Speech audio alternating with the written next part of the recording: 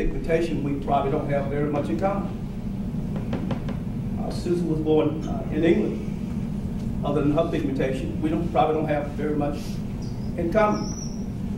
And so that's why you got the murmuring when you said earlier that matriarchal. You heard the murmuring over here. Because if you talk about Overtown, Overtown is low income, they were poverty prone. People from South Carolina, Georgia, Alabama, etc. Many of them are women who have kids who don't have husbands. That has nothing to do with where many of the other people of color come from.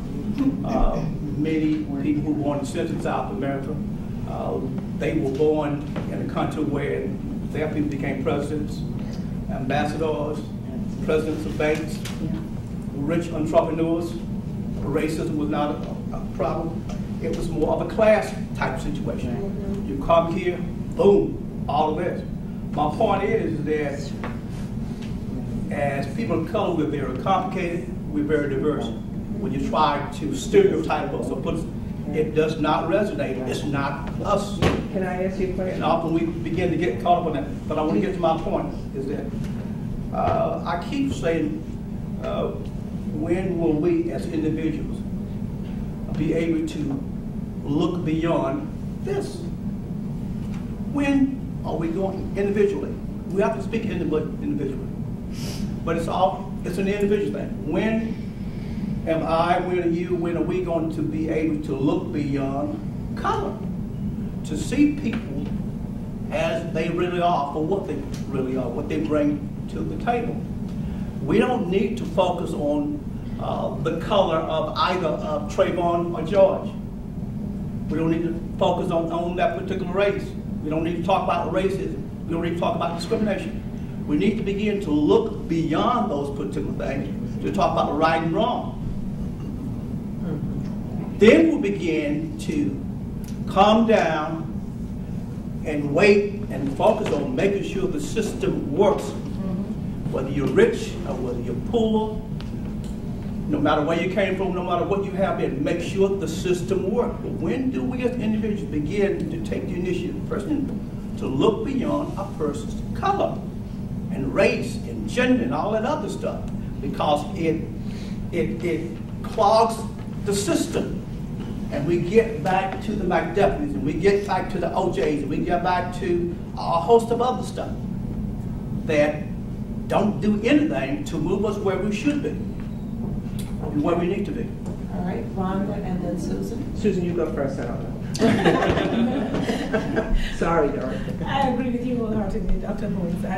Those of you that were here the last time, if you remember, I took the stance of talking about looking at emotions versus the law, and looking from that aspect, because ever since the Trayvon Martin case, I personally have not looked at it as a racial thing. And so I've always looked at, like I've done today, is looking at the legal side of things, the law. What is in place?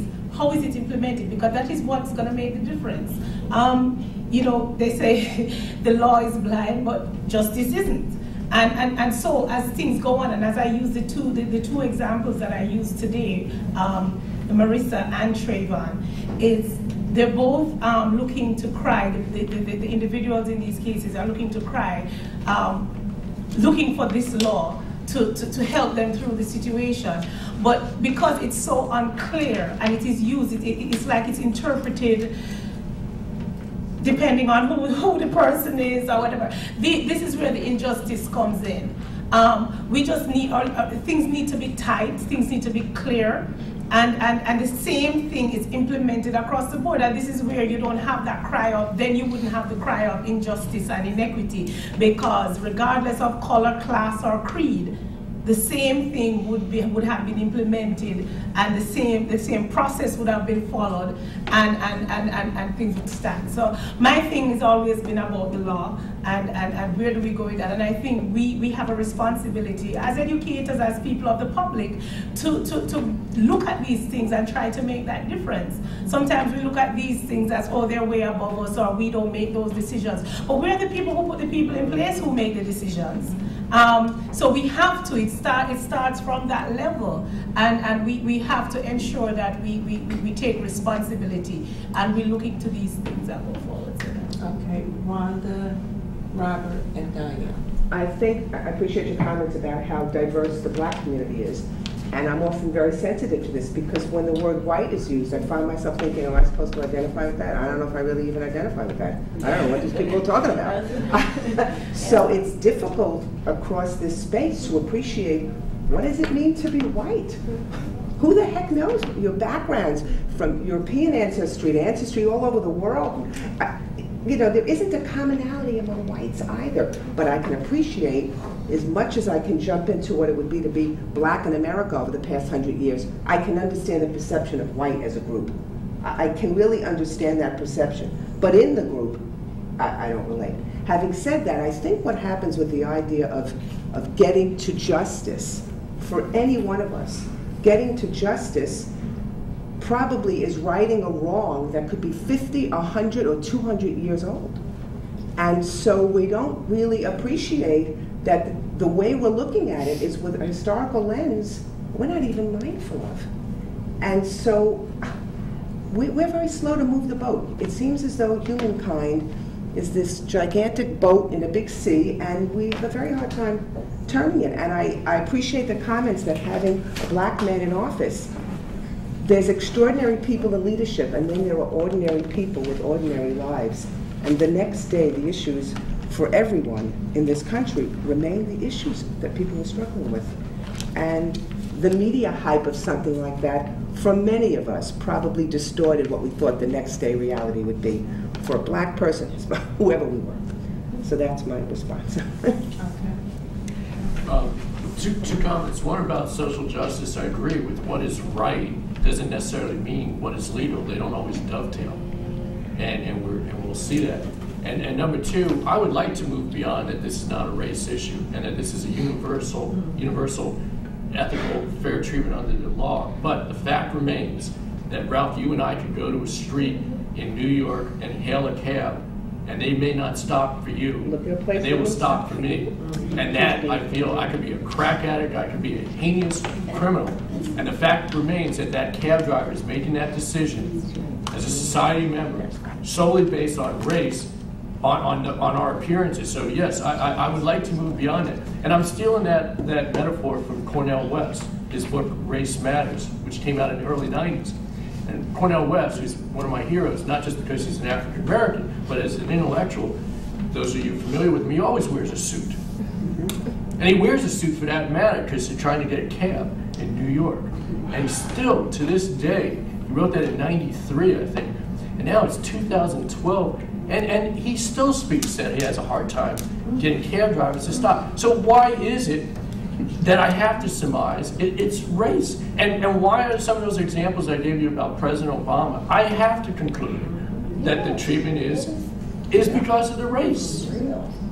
And as uncomfortable as that sounds, and yeah, it's a college campus is where this conversation should take place, but it needs to permeate everywhere. No one really talks about it. Everyone's so worried about political correctness and not wanting to offend and sugarcoating it. But the illustration, I think, of the cab that shows that we're not any better today. Diane and then Mike. Very, very quickly, I'm just going to bring it all the way down to the fact that man is an animal. And if you ever watch any of the animal things, you'll see what people do for survival. So you can't discount that. Now, hopefully, as a human being, we add some things to that animal instinct. But hopefully, that goes that way. And you remember we were at Hollandale Dog. Your core values are set up very early, from imaging and then core values, and they are set very early. Then you run into these conflicts as you go through life. And what happens as you go through, where do other things kick in that you've learned, or when you go down to your base core values? Your initial core value is always survival. And then when you run into survival, and there's not a whole lot out there, we see a lot of people, because Rhonda and I talk about this a lot, fighting for a little piece of the pie, while the other people in the world have all the money. And then we're at each other's throats because we're trying to survive.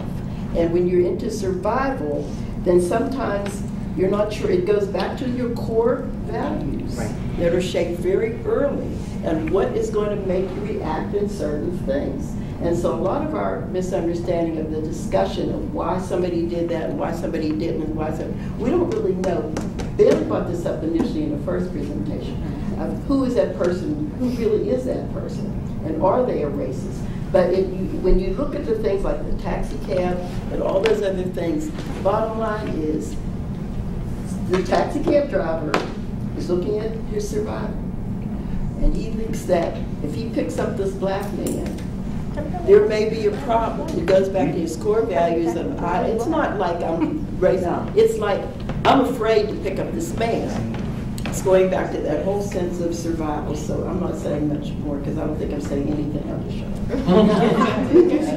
just thinking into this more and listening to the conversation, I believe that Zimmerman and Martin are symbols. It just so happens that it's a real thing that happened, but they're symbols of other things that are going on. So when you bring that up, I can see it as a symbol, but as educators, and you know about people's learning styles, there are many people in society who think very concretely. So it's hard for them to think or envision a symbol. They don't look at things as symbols. It's either this or it's that.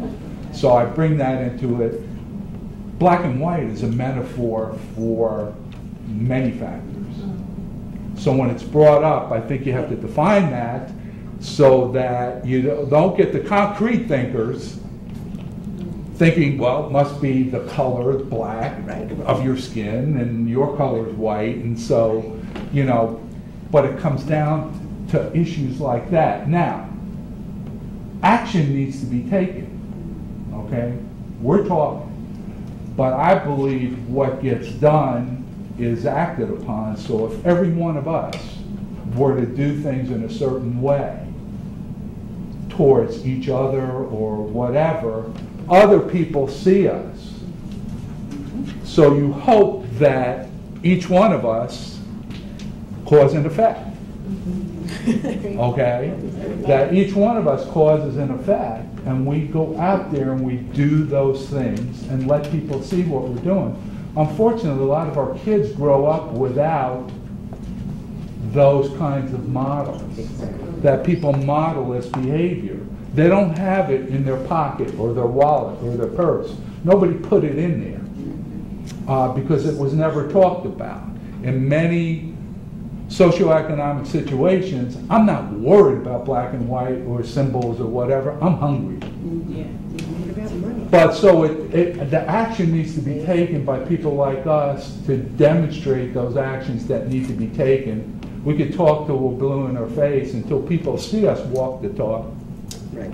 It ain't going to happen. And that's just my thoughts. That is a perfect segue for some things I want to share with you right now, and then we'll get the rest of your comments if we have some time left. When we look at social justice and leadership, and I found this is not something that I put together, but something that I saw the merit of that somebody else had wrote, and I thought that it would apply very well here. Leadership and the human condition. Nothing offers so clear and urgent challenge to leadership. Nothing tests it so decisively as human needs and wants. Not by race, not by group, not by anything else, but what humans need and what they want. And that goes back a little bit to Diane's comment about the basic things, the animalistic sort of behavior. What is it I need? What is it you need? What is it you want? What is it I want? And if we're talking, as Wayne just said, about who it is that's going to do that, it's going to be us as leaders. Leaders influence others, because this is true. The influence dimension of leadership requires that the leader have an impact on the lives of those being led. To make a change in other people carries an enormous ethical burden and responsibility. So again, it comes back to us and what we do. And when you made a comment a little earlier about the Jesse Jacksons and the Al Sharptons and whatever, and I've always said it like this: don't look for another MLK, Martin Luther King. You are it. You know, so don't look for another Sharpton or a Jesse Jackson to come to Fischler School to get us straight. We are it. We have that responsibility, I think. Yeah. And leadership, as we talk about ethics, leadership and ethics, this states that Aristotle said a moral person demonstrates, there's this power in these words, the virtues of courage, temperance, generosity, twice, self-control, honesty, sociability, modesty, fairness, and justice. So when we look at this, it's time to put a mirror to ourselves and to see where we fit in this whole discussion and this whole scheme of things. Then it becomes ourselves versus others when we're doing this analysis. Is it ethical egoism, the concern that we have for ourselves above others? Is it altruism, the concern for others above self?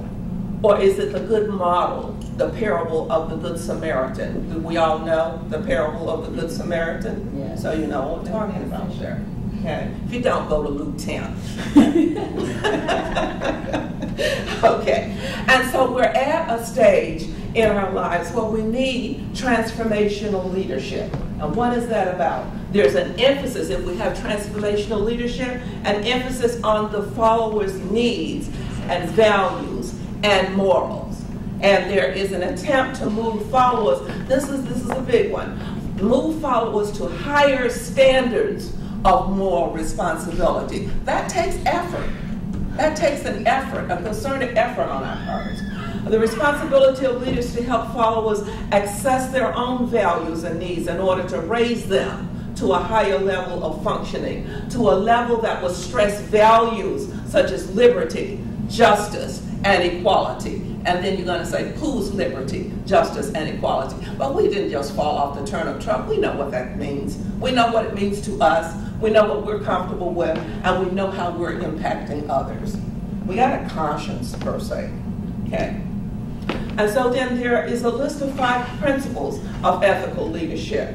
Ethical leaders respect others, they serve others, they're just, they're honest, and they build community.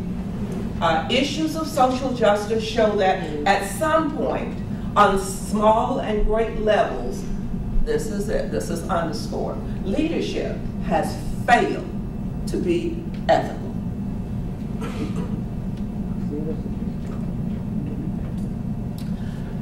I'm not going to go to this because this points to a specific community and an example that goes back to Wayne alluded to Appalachia a little earlier.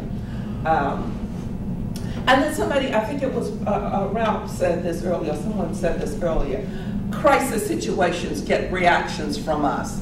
You know, look at, and this is no reflection on the amount of expertise and concern here around the table, but look at the membership or the participation last month as compared to this month. And you notice that this month that I left the word Trayvon out of the title.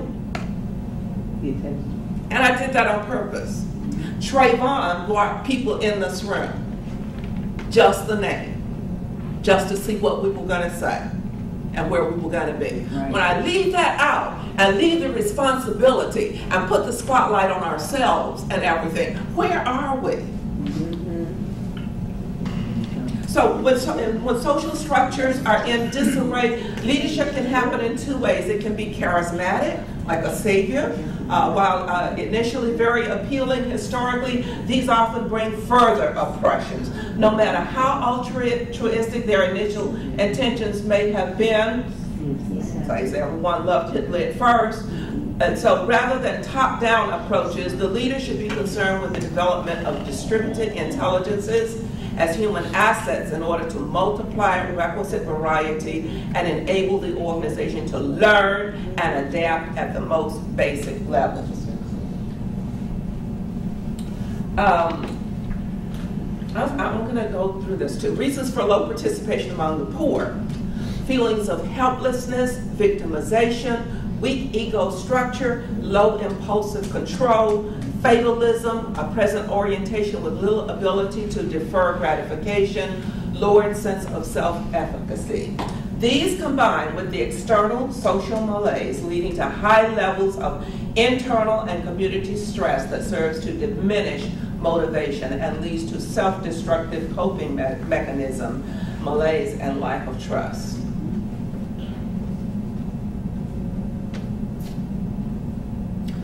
Leaders must become immersed with and join in solidarity with the people. Get with the people. Learn from them. And this is what we try to do with the activities that we have here at Fischler.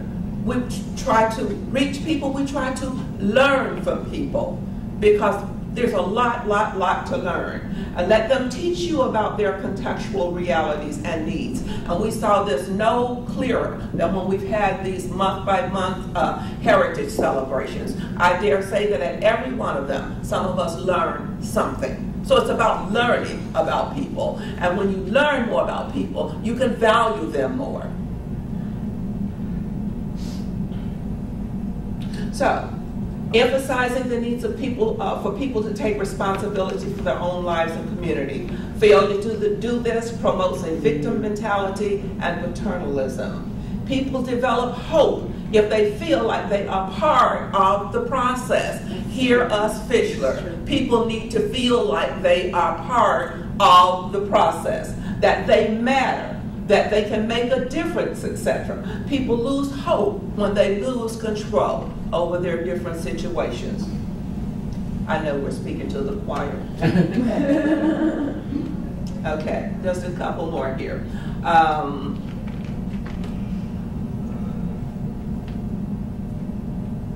think that's the last one. Replacement. Seeing yourself as ultimately on the way out to make room for grassroots leadership to emerge. That's a replacement for all of this. Hopefully we won't have to see ourselves on the way out, but we will start to make that transformation that we're talking about. Legacy leadership, what you leave behind of value once you are gone, is the greatest indication of how successful you were as a leader. And this is what I'm always talking to people about. What is the legacy you're leaving, you know? Is it all about you and all about, you know, your self-centeredness? If we leave this world, somebody should know that we were in it. Now, let's back to your comments until 1:30. It is 1:30. Is it 1:30? Okay. Last word. Yes. I would just like to defend the New York City cab driver. Don't bother, Stan. I'm the nephew of two and the cousin of another. And the fact that they don't stop you, I don't think is an ethnic problem. And I think every time, and I'm not just referring to you, every time something happens that we perceive as not to our benefit, we make it an ethnic problem. That's not the case. Cab drivers in New York City have a lot of other things going besides worrying about ethnic. A lot of the inspectors on the streets of New York City work for the taxi cab bureau. If they catch a cab not stopping, which they're obligated to do, they will, those cab drivers lose their license for a period of time. And I know this to happen. It's not an ethnic problem. I'm going to have the last word. If we're going to change and improve things that we've talked about here in the United States and in the world, we all have to get involved and do our share to make it happen. And that's what I meant about We don't being quiet. never ever going to happen.